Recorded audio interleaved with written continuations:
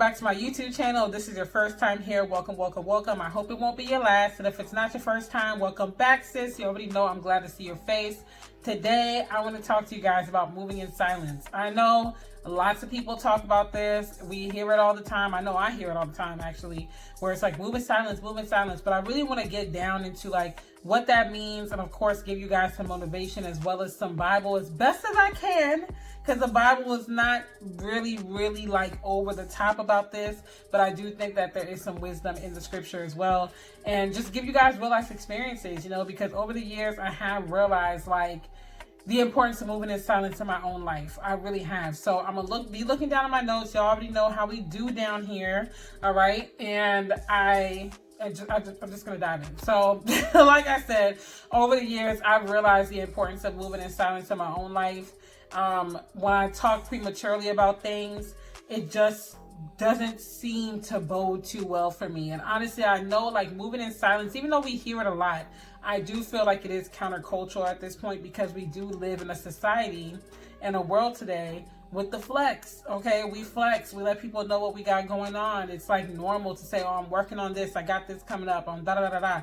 And granted, in the blogger world, the content creation world, that's really normal, because you kind of want to keep people on their toes to let them know like, hey, stay tuned. So there's definitely a time and place, but I feel like we overdo it, we overshare. And so to hold something in, it's tough, especially when you see other people doing what you want to do and it seems like they're winning at it, and maybe you didn't even tell anybody that you want to do it yet, and now you feel like, well, I gotta let people know that I'm doing something too, I gotta let people know that I'm working on that, you know. So it's a slippery slope. But moving in silence has definitely helped me.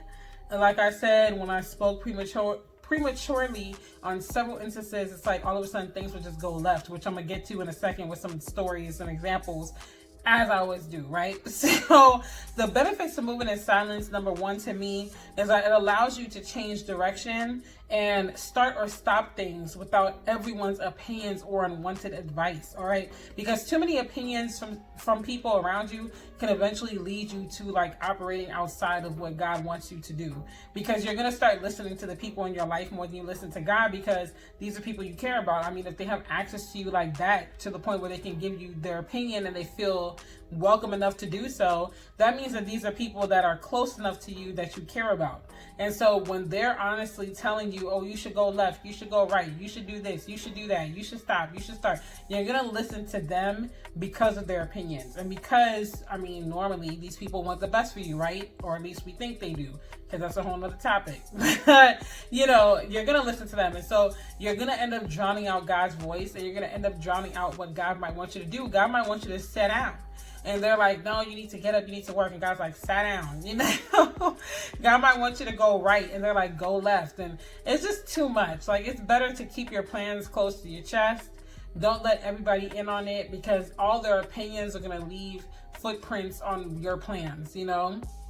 And in the back of your mind, when God's telling you to do something, you're going to be thinking about all that everyone had to say. And it's going to be hard to make a decision. It's going to be hard to discern, because everybody's thoughts are going to be swirling around in your head. So do not let people in, okay? The less people that know, the better for you, because life happens. You might start off thinking, I'm gonna do X, Y, Z. You end up doing A, B, C, and the next thing you know, you're doing 1, 2, 3. So you just don't know. And I like to change direction and take my L's in private for the most part.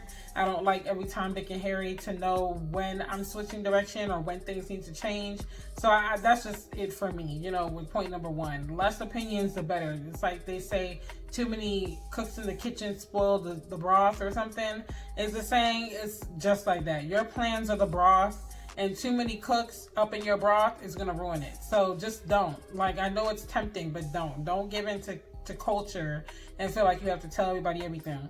Number two, as to why moving in silence is powerful, is because you really might just be speaking about it to boast, you know, or you might be coming from a place of like needing to flex. Like I said just now, we live in a society where flexing is the move. If you didn't put it on Instagram or Facebook or Snapchat or Twitter, it didn't happen, you know. Until we see it on social media, it wasn't real, it didn't happen. And so sometimes you got to check your own heart. Like, this is one of those points where you got to check your own heart. Am I speaking of this just to boast? Am I speaking of this because I see someone doing what I want to do and I don't want them to get all the glory? So I need to come in and say something like, hey, I'm going to be doing it too. Hey, look out for what I got going on. Don't just look at them, look at me too. Like, you got to really check your heart. What is the motives for you speaking up? Now, don't get me wrong. There's nothing wrong with you having pride after hard work. Like, that kind of pride isn't a problem. Even in the word, it's not a problem, because when you work hard for something and you're speaking on it, then of course, like, that's just human nature. But it's a different thing, like I said, if you're speaking just to boast, just to be like, look at me, it's all about the flex. Or sometimes you faux flexing, like you're not even popping like that, it's not even going on like that for you, but you're trying to boost it up to make it seem like it is better than what it is, because you want to seem like you have big things popping instead of actually having big things popping. You know, again, we put so much into social media where it's like, I want to look like I'm achieving it instead of actually achieving it. You know, it's like, instead of always having to have people in your business, people knowing what you got going on and this, that, the third, why don't you just work on it and not focus on all of that, you know? So point number 3 as to why you should move in silence is because when you speak prematurely, like I mentioned, things just don't seem to materialize. Like, honestly, I could think of several times in my life where this was the case. Like, you guys always hear me talk about that good friend of mine that still lives in VA. And for many years, I would tell her stuff, right? And so whether it was like this guy I was dating that I was really into, maybe he seemed like a really great prospect. Maybe it might be this really fun club I went to, or just had a really bomb night or whatever. And it's like, whenever I would rope her into the plans or rope her into the intel and the information, nothing would pan out. Like, if I was talking to a dude and I really was feeling him and things were going well, it seemed like all of a sudden I would tell her, and now he's not feeling me. Now he's dodging my calls. Now he needs space. You know, it literally seemed like it would happen like clockwork like that, you know? Or prime example, I would say I go out with some of my other friends on a Saturday night and we go out to the club and we have a ball, and on Sunday I'm talking to her on the phone. I'm like, yo, last night was a blast. We went to bar 7, we went to Lux Lounge, we had a good time, we did this, we did that, and then we got, you know, free drinks, and then we went to Jumbo Slice. Jumbo Slice, if you don't know, that's a big DC thing. It's these humongous slices of pizza that it's so good. One slice literally fills you up. It's like bigger than my face. Like, the slice of pizza is that big. But I'll be like, yeah, we went to Jumbo Slice, we got a free pizza. Like, just a night that's phenomenal, a night for the books, right? And then she'll be like, oh wow, that's so cool, this, that, the third, you know, maybe I should come next time. And I'll be like, yeah, you should come next time, you should come. And then the next Saturday, I'll tell the other people that I went with the first Saturday, sorry y'all, my hair is bothering me. I'll tell the other people that I went with the first Saturday, like, yeah, she's gonna come with us, we gonna have fun. And all of a sudden, this next week, when I bring her into the plans, everything's going left. You know, we can't find a parking spot in the city. We end up having to pay $20, $25 to park for the night. You know, the car gets ticketed. We gotta pay to get into the club. Ain't nobody buying us drinks. When we buy the drinks are watered down. We make reservations to go out to eat. They lost the reservation. Now we gotta eat somewhere else. You know, it's just like L's, just catching L's. And so the first time that happened, I'm just like, okay, maybe it's a coincidence, things happen. But I noticed that would keep happening. Like, every time I would bring her out, this would happen. It got so bad to the point where my other friends would be like, don't bring her. Because every time you bring her, things go left. The night is a flop. It sucks. The music sucks. The drinks are watered down. We getting ticketed. Like, anything that you could think of that could go wrong goes wrong, right?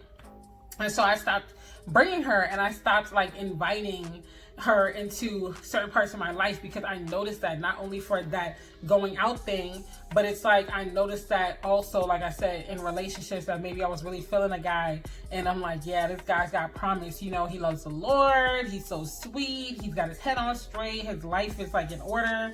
As soon as I tell her, all of a sudden all hell breaking loose. So I just started keeping things to myself, because it's not like she's hating on me, at least not that I know of, because we've been friends for years, you know? So it's like, I don't think it's a hating relationship, but honestly, it's just like some people's spirit just don't, I don't know. It's like, I can't even describe it. My mom always says some people's spirit is just like, they just jinx stuff, you know? It's like, it's weird, you know? And I know the Bible doesn't say anything, like I said, explicit on this specifically, but I know Proverbs 10:8 says that a babbling fool comes to ruin. So even the Bible's telling you, like, running your mouth too much can get you in trouble, you know? It's like, just keep certain things to yourself, because at the end of the day, you don't quite know what telling somebody's going to do. And then Proverbs 17:28 says, even a fool who keeps silent is considered wise. When he closes his lips, he is deemed intelligent. You know, stop telling everybody everything that you got going on. They don't need to know until the proof is in the pudding. Like I said on a live a couple weeks ago, I think, on my IG, I was like, y'all don't know anything I got going on until it's said and done. Because people be like, dang, like you got all this stuff popping. Y'all don't need to know. When it's said and done, y'all will know. Like, another prime example, when I got my magazine feature, I was featured on Voyage Atlanta. Sorry, y'all, my hair is bothering me. I was featured on Voyage Atlanta in February, and I got the email in January, I believe. It was either February or March I was featured, and I got the email like a month before the feature, or something to that nature, or a month or two before the feature. And so it was hard to keep that in. I didn't tell anybody. My mom didn't know, my sister didn't know, my brother didn't know. It was literally just me, the editor, and God that knew of this opportunity. You know how hard that was to hide that in? I wanted to tell the world, like, when something great happens, I want to spew it from the mountaintops, like, hear ye, but it was so hard for me to hold that in because I knew it was coming. Nobody knew. And when I got that edit in my hand and it was signed, sealed, and delivered, and they were like, okay, the magazine's published, here's the link, that's when I sent it out to everybody. Like my brother, my cousins, I showed my mom, my sister, you know, I showed my best friends and stuff. They were like, what, you ain't tell us you were featured in a magazine, da da da. I'm like, no, like I didn't want to tell you, because I just feel like once I put it out there, then it's like all of a sudden they would have been like, oh, we're not doing the feature anymore, or we're canceling this segment, oh, we're not gonna, you know, it's like something would have happened where it's like, dang, you know. And so I didn't tell anybody, and that's how I move in my business particularly. I only tell people what they need to know. Obviously, when it comes to clients, like promo and stuff like that, I let people know these are my prices and this, that, the third. But I don't say, oh, I'm promoting this person this month and this and that. Y'all will see the promo when you see it.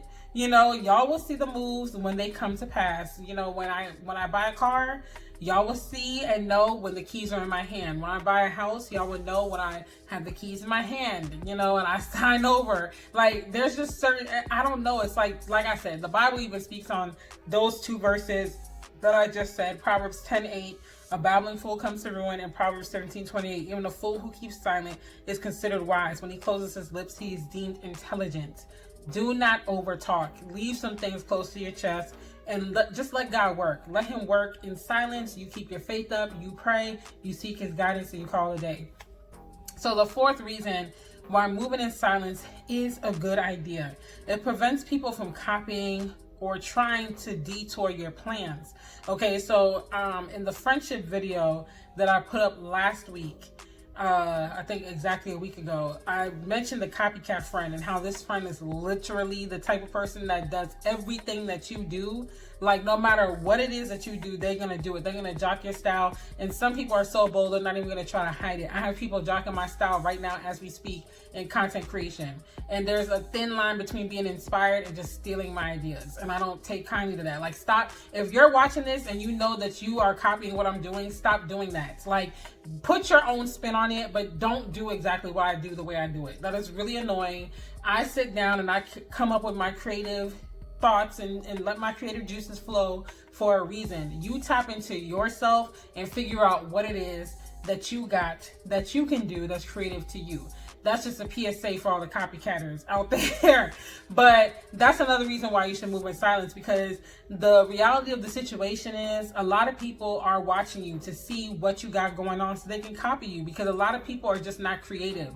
A lot of people lack the patience and the creativity to sit down and come up with something that's unique to them with their own spin. I'm not saying you got to reinvent the wheel, but add your own flair, add your own sauce to it, you know? Like, stop copying everything people do. If they put up I don't know, if they put up an advertisement a certain way, you're going to copy the way they advertise. You're going to copy the way that they motivate. You're going to copy the way that they talk about things. You're going to copy the content that they speak about. All of a sudden, you speaking about the same thing. You're trying to do the same videos. Like, just stop that. You know, and so moving in silence prevents that. Now, you can't stop people from doing certain things, but at least if you didn't say it, then that's a part of the battle that you don't have to worry about. You know, yes, they can still copy you after it's all said and done, but at least it didn't come from your mouth. At least you weren't like, hey, this is what I'm doing, this is what I'm planning, and then they could just take that and run with it, because some people will do that before you can even catch yourself. You know, my mom's dealt with that, like with her Mama Martin's Kitchen business. Someone real close to the family all of a sudden wanted to cater food because my mom's catering food. This person never talked about catering food or doing anything food related until my mom started doing it and like sharing plans with this person and like, oh, we could come together, we could do business, we could do this and that, trying to be inclusive. But this person took it and ran with it and basically started like poaching the same people my mom was marketing to.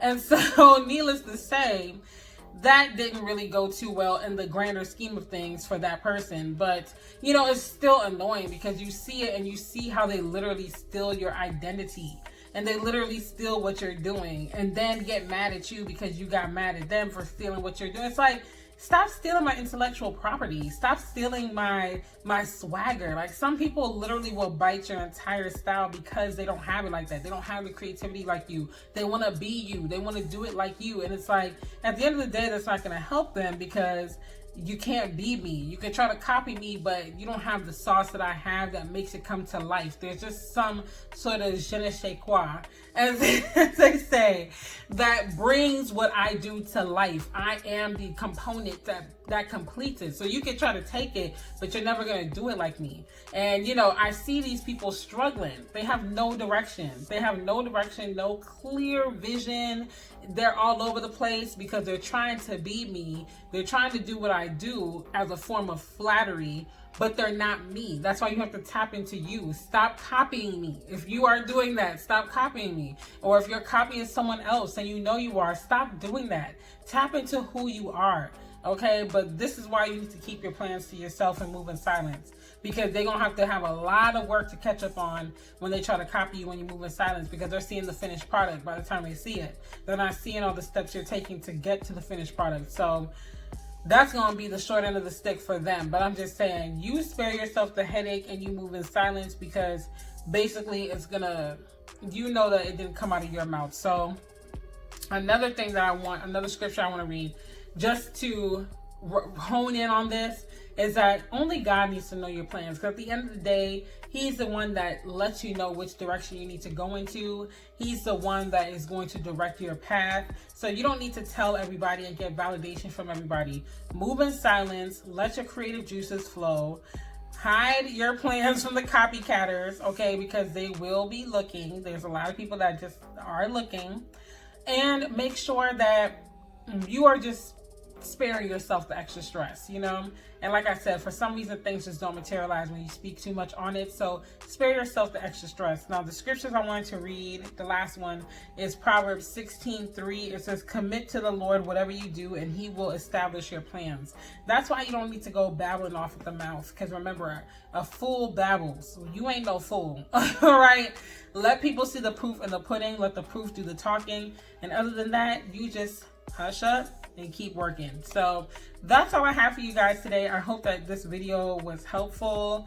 You know, like I said, I move in silence in my own life. These are principles that I practice today as we speak, and I will continue to practice it. If you are the copycat friend, stop doing that. If you are the friend that is giving people your unsolicited advice, stop doing that. Like, tap into who you are and stop copying people, because it's just distasteful. It's corny.